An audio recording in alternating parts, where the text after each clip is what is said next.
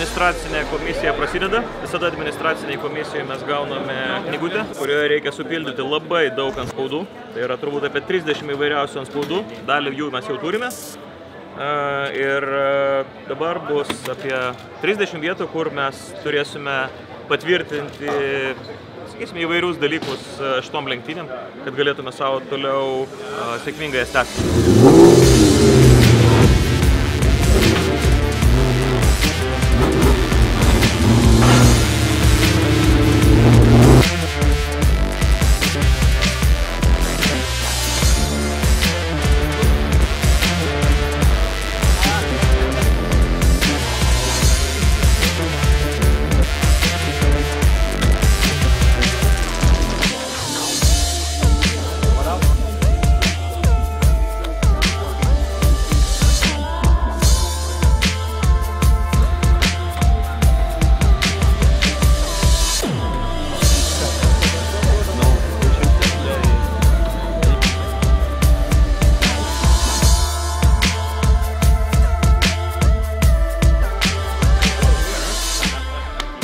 Administracinė komisija pabaigta.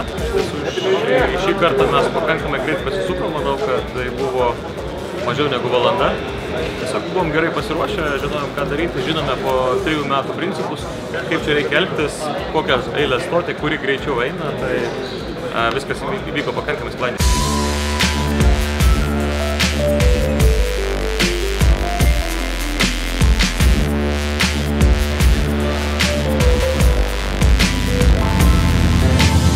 Automobilis yra park perme. Park perme reiškia uždaras parkas.